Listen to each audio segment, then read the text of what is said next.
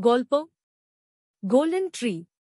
এক সময় দুই পাহাড়ের মাঝখানে একটি ছোট্ট গ্রামে একটি বিশাল গাছ ছিল, যা সোনালী গাছ নামে সবার কাছে পরিচিত। এর পাতাগুলি সূর্যের আলোতে ঝলমল করে এবং প্রতি বছর এর ফলগুলি মানুষের যে কোনো ইচ্ছা পূরণ করতে বলে। গ্রামবাসীদের বিশ্বাস ছিল যে কেউ গাছ থেকে একটি ফল তুললে তাদের মনের ইচ্ছা পূরণ হবে। এই গ্রামে থাকত আরাভ নামের এক যুবক। সে সদয় ছিল, সর্বদা অন্যদের কাজে সাহায্য করত এবং বিনিময়ে কারো কাছে কখনো কিছু চাইত না।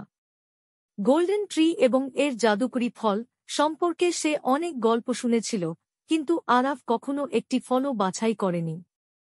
এর পরিবর্তে সে গ্রামের পশুদের যত্ন নেওয়া এবং বয়স্কদের সাহায্য করার মাধ্যমে সে তার দিনগুলি কাটিয়েছে। একদিন আরাভের বাবা অসুস্থ হয়ে পড়েন এবং গ্রামবাসীরা বলে যে শুধুমাত্র সোনার গাছের ফলই তার বাবাকে সুস্থ করতে পারে। বাবাকে বাঁচাতে মরিয়া আরাভ গাছের কাছে যাওয়ার সিদ্ধান্ত নেয়। পথে সে একজন বৃদ্ধ মহিলার দেখা পেলেন, যার একটি ভারী ঝুড়ি বহন করতে অনেক কষ্ট হচ্ছিল। আরাভ তৎক্ষণাৎ তাকে সাহায্য করার জন্য থামল এবং ঝুড়িটি নিয়ে যেতে সাহায্য করল, যদিও তার তাড়া ছিল। বুড়ি হেসে তাকে ধন্যবাদ দিল এবং রহস্যজনকভাবে বলল, তোমার উদারতা তোমাকে পৌঁছিয়ে দিবে সেখানে যা তুমি খুঁজছ। আরাভ বৃদ্ধ মহিলাটির কথা বুঝতে পারল না এবং সে তার যাত্রা চালিয়ে গেল। গোল্ডেন ট্রির কাছে পৌঁছে সে এর সৌন্দর্যে বিস্মিত হলেন। গাছটির ফল সোনালী, দীপ্তিময় এবং নিচের দিকে ঝুলন্ত।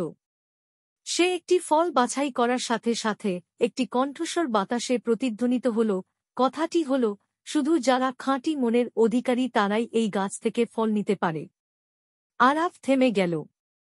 সে তার বাবার কথা ভাবল যে সে তাকে কতটা সাহায্য করতে চায়। কিন্তু যখন সে একটি ফল বাছাই করতে যাচ্ছিল, তখন সে বুড়ির কথা মনে করল এবং তাকে যে দয়া দেখিয়েছিল তার কথাও মনে হল। আরাভ গাছের ফল খুঁজে পাওয়ার সাথে সাথেই সেখান থেকে চলে গেল, এই আশায় যে তার ভালো কাজগুলি তার বাবার সুস্থ হয়ে যাওয়ার জন্যই যথেষ্ট হবে।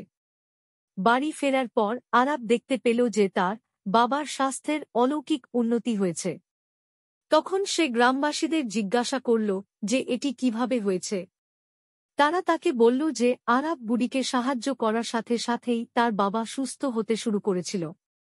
আরাভ অন্যদের প্রতি যে উদারতা দেখিয়েছে তা তাকে তার প্রয়োজনীয় আশীর্বাদ এনে দিয়েছে।